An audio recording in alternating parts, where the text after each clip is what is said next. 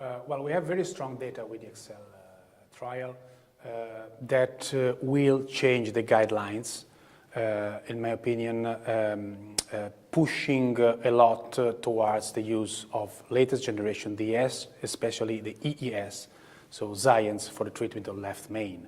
We have very strong data after 3-year outcome with hard endpoints, and so I think that this device is the gold standard for the treatment of left main. I know that we will have other study with longer follow-up and sub-studies in the next few months, and I think that this data will underline this item. Xience is our first choice as a balloon expandable stent for treating left main because of its technical properties and the reliable clinical data that we have.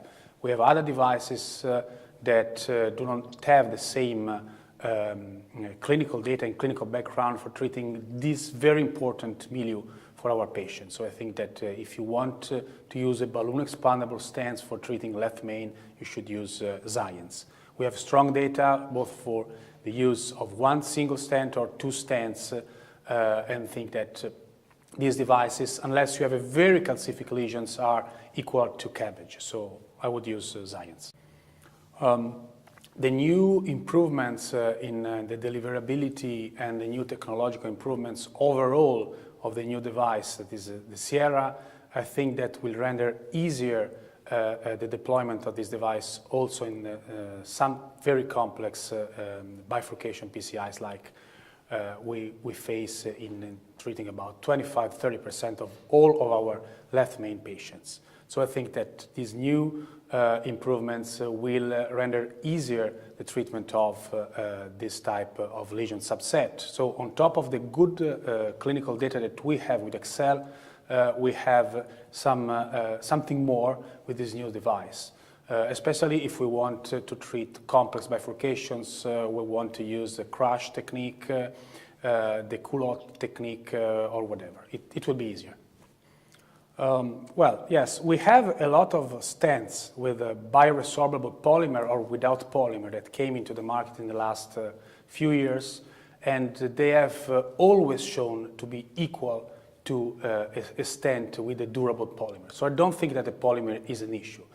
What is the issue is the thread thickness that should be below 100. So we have this. We have a very deliverable device, and we have learned to deliver it after having prepared the more complex lesions. Obviously, you can go for direct stenting, but if you have a complex lesion, you will always have to prepare it with non-compliant balloons, scoring balloon, or whatever. So if you have well-prepared the lesion, and if you deliver the stent with a good expansion, you may decide to use OCT to assess the final expansion and deliverability of the stent. You may be sure of having a shorter depth in case the patient deserves it. So if the patient has a high bleeding risk, or in case, for example, a triple anti-thrombotic treatment, you can go for 1 month with Xience, or even with other stents that have not a polymer or a bioresorbable polymer. So I don't think that that's an issue. So if you need it, you can go even for 1 month depth. I think that this polymer is really safe. There was a lot of improvement if compared to the first generation of DES. We know that.